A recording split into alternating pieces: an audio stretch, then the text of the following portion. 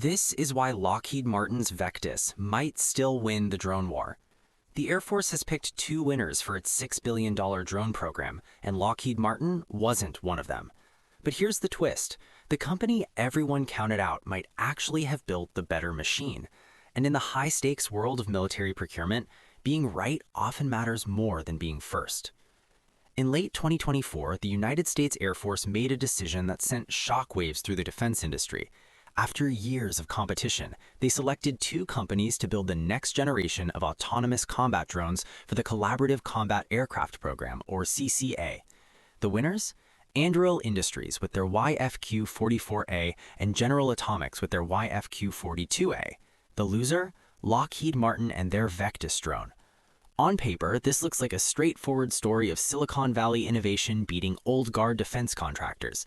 But if you dig deeper into what Lockheed Martin actually built, a completely different picture emerges.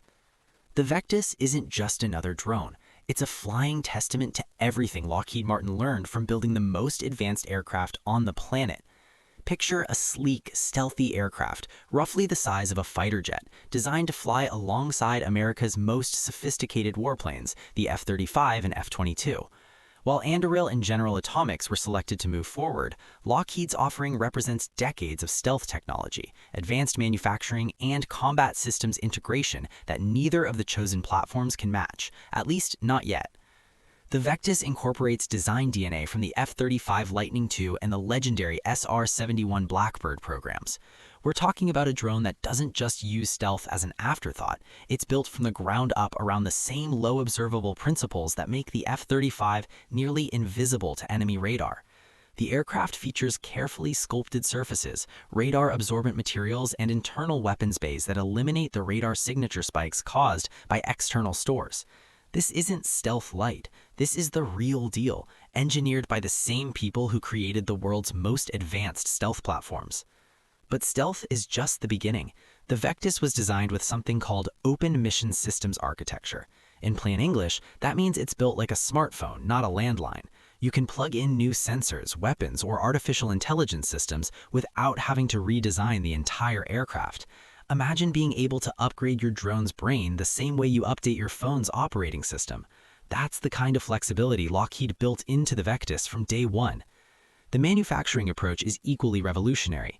Lockheed Martin leveraged what they call digital engineering and model-based systems engineering throughout the development process. They built the entire aircraft virtually before cutting a single piece of metal. Every component, every system, every potential failure point was simulated thousands of times in digital space. This approach doesn't just reduce errors, it slashes development time and cost while improving reliability. It's the same methodology that helps them deliver the F-35 upgrades faster and more efficiently than anyone thought possible. Then there's the operational flexibility. The Vectis was designed to perform multiple mission sets without needing to return to base for reconfiguration. Air-to-air combat in the morning, electronic warfare in the afternoon, and intelligence gathering at night. One platform, multiple roles, maximum value. The modular payload bays can swap between air-to-air missiles, air-to-ground munitions, or sophisticated sensor packages depending on mission requirements. This kind of versatility is exactly what the Air Force says it wants for future conflicts, where adaptability can mean the difference between victory and defeat. So why did the Air Force pass on all of this capability? The answer isn't about technology. It's about timing, cost, and the Pentagon's increasingly desperate desire to break free from traditional defense contractors and their traditionally high price tags. But here's what the headlines miss. Being cheaper today doesn't mean being more affordable tomorrow. To understand why the Vectis might actually be the superior choice, we need to understand what the Collaborative Combat Aircraft Program is really trying to achieve. The Air Force faces a fundamental problem. Modern fighter jets are phenomenally expensive. An F-35 costs roughly $80 million, an F-22 is even more. And while these aircraft are technological marvels, the United States simply can't afford to buy enough of them to counter the numerical advantages of potential adversaries like China, which is churning out combat aircraft at an alarming rate. The solution? Loyal wingman drones. These are unmanned aircraft that can fly alongside manned fighters, extending their reach, providing additional firepower, and taking on the most dangerous missions without risking pilot lives. Think of them as expendable teammates that give a single F-35 the combat power of a whole squadron. But here's the catch. They need to be affordable enough to build in large numbers while being capable enough to actually survive in contested airspace against sophisticated enemies. This is where the story gets interesting. Anduril Industries is the new kid on the block, a company founded by Palmer Luckey, the same entrepreneur who created Oculus VR and sold it to Facebook for billions of dollars. Anduril's pitch is simple and seductive. We can build military systems faster and cheaper than traditional defense contractors because we're not burdened by their bureaucracy, their overhead, or their old ways of thinking.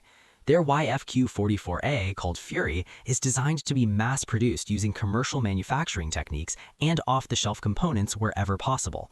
The promised unit cost? Somewhere between $20 and $30 million per aircraft.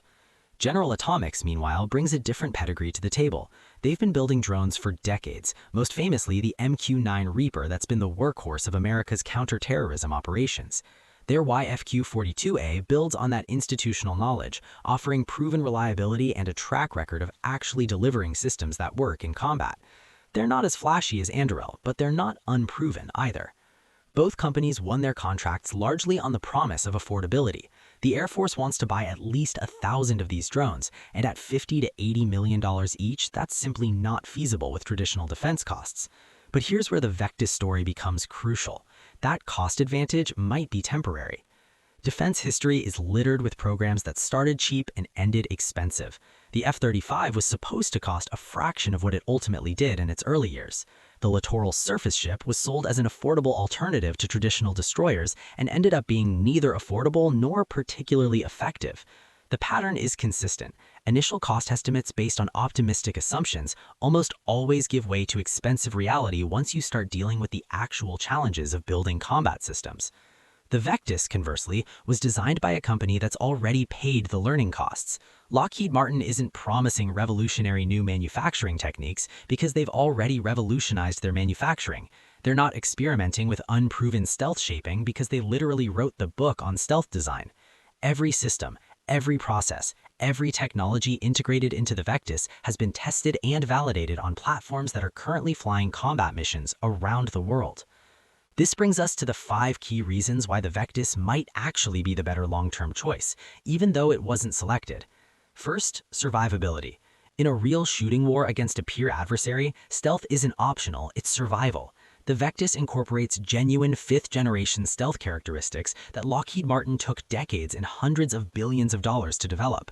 While Anduril and General Atomics claim to have some stealth features, neither company has the institutional knowledge or flight test data to match Lockheed's low observable performance. A cheaper drone that gets shot down on its first mission is infinitely more expensive than a pricier one that completes hundreds of sorties. Second, systems integration. The Vectis was designed from the outset to plug seamlessly into the Air Force's existing command and control architecture. It speaks the same digital language as the F-35, uses the same mission planning software, and can share data across the same secure networks. This isn't trivial. Getting different systems to talk to each other reliably in the chaos of combat has been one of the military's biggest challenges for decades. Lockheed already solved this problem. The new entrants will have to solve it from scratch, and that process will add years and millions to their programs. Third, maintenanceability and lifecycle costs. This is where procurement mathematics get really interesting. The sticker price is only the beginning of what a weapon system actually costs. Over a 30-year service life, maintenance, upgrades, and support typically cost 3 to 5 times the initial purchase price. Lockheed Martin designed the Vectis using the same sustainment concepts that have made the F-35 increasingly affordable to operate as the fleet has matured. They have global support infrastructure, established supply chains, and diagnostic systems that are already proven in the field. Building that infrastructure from scratch, which Anduril and General Atomics will have to do, is enormously expensive. Fourth, technology maturity and risk reduction. Here's something most people don't understand about military aviation. The hard part isn't building one aircraft that works. The hard part is building hundreds of aircraft that all work reliably in extreme conditions while being operated by young technicians and pilots with varying skill levels. Lockheed Martin has been doing this successfully for generations. The Vectis leverages manufacturing processes, quality control systems, and supply chain management approaches that have been refined across thousands of aircraft deliveries. When you buy a Lockheed product, you're not just buying the hardware, you're buying decades of institutional knowledge about how to build things that don't break when lives depend on them. Consider the complexity involved. A modern combat drone isn't just an airframe with an engine. It's a flying supercomputer packed with sensors, radios, electronic warfare systems, weapons integration computers, flight control software, and artificial intelligence algorithms that all have to work together flawlessly. Every one of these systems has to function in environments ranging from Arctic cold to desert heat, at altitudes from sea level to 50,000 feet, while pulling G-forces that would make a human pilot black out, all while being subjected to enemy jamming and cyber attacks. The number of things that can go wrong is astronomical. Lockheed's approach to managing this complexity is built on what they learned from the F-35 program. Yes, that program faced delays and cost overruns in its early years, but it also taught Lockheed Martin invaluable lessons about how to build software-intensive aircraft at scale. The F-35 today is being delivered on schedule at decreasing cost with steadily improving capability. That learning curve has already been climbed. The Vectis benefits from every expensive lesson learned. Anduril and General Atomics, for all their innovation and promise, are still climbing that curve. Their aircraft might look great in computer simulations and marketing materials, but making them work reliably in actual combat conditions is a different challenge entirely. This is where the cost advantage starts to evaporate. When your affordable drone keeps breaking down and requires expensive modifications to actually perform its mission, the unit cost becomes almost irrelevant compared to the total program cost. Fifth, and perhaps most critically, upgrade potential and future-proofing. Military systems don't stay static. They evolve continuously to meet emerging threats. A drone bought today needs to remain relevant for 2 or 3 decades, which means it needs to be upgradable with technologies that don't even exist yet. This is where the Vectis's open architecture becomes a decisive advantage. Lockheed Martin didn't just design the Vectis to meet today's requirements, they designed it to accommodate tomorrow's technologies. The aircraft has excess power generation capacity, extra cooling, additional data bus bandwidth, and modular bays specifically intended to accept future payloads. They built in this flexibility because they've watched other programs become obsolete before their time because they were optimized too narrowly for their original mission. Think about how warfare is changing. Hypersonic missiles, directed energy weapons, sophisticated AI-driven tactics, cyber warfare, space-based sensors, these are all capabilities that will reshape combat in the coming years. The Vectis was designed to integrate these technologies as they mature. The question for the Anduril and General Atomics platforms is whether they'll be able to accommodate such fundamental advances, or whether they'll need to be redesigned at enormous additional cost.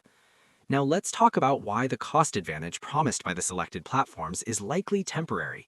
When Anduril promises a unit cost of $20 to $30 million, they're making several critical assumptions. They're assuming their manufacturing processes will scale smoothly. They're assuming commercial components will meet military specifications without extensive modification. They're assuming their software will work correctly the first time. They're assuming supply chain costs will remain stable. They're assuming they won't encounter major technical problems that require expensive redesigns. History suggests most of these assumptions are optimistic. Every complex defense program encounters surprises. Materials don't perform as expected in extreme conditions. Software has bugs that take thousands of hours to fix. Manufacturing processes that work for 10 aircraft don't scale to 100. Each of these problems adds cost, sometimes a little, sometimes a lot. Meanwhile, Lockheed Martin's estimates for the Vectis, while higher up front, are based on conservative assumptions backed by actual production experience. They know how much it costs to apply radar-absorbent coatings because they've done it thousands of times. They know how long it takes to install and test complex avionics because they've established processes for doing so. Their estimates might seem less attractive initially, but they're far more likely to be accurate. There's also a broader strategic consideration that often gets overlooked in these competitions: industrial base resilience. Lockheed Martin represents decades of investment in facilities, skilled workers, institutional knowledge, and technological capabilities that can't be quickly replicated. If we shift all our procurement to newer, smaller companies, and those companies fail or get acquired or simply can't scale as promised, we risk hollowing out our defense industrial base at precisely the moment when global tensions are rising. This isn't an argument against innovation or competition. Both are essential, but there's a difference between smart innovation and reckless disruption. The Vectis represents smart innovation, taking proven technologies and manufacturing approaches and applying them to a new platform in ways that reduce risk while maintaining cutting-edge capability. So here's the bottom line. The Air Force made a decision based on the information and priorities they had in front of them. They wanted to encourage new entrants, control costs, and accelerate deployment timelines. Those are all legitimate goals. But as this program moves forward and the chosen platforms encounter the inevitable challenges of scaling up production and proving combat effectiveness, don't be surprised if the Vectis starts looking better and better. Sometimes the steady, proven approach beats the flashy disruption. Sometimes experience matters more than promises. And sometimes, just sometimes, losing the competition doesn't mean you built the inferior product. It just means you built the product the customer will wish they'd bought 5 years from now, when the real costs become clear and survivability becomes the deciding factor. That's your one good fact for today. Subscribe for one fact at a time. No noise, no panic, just reality.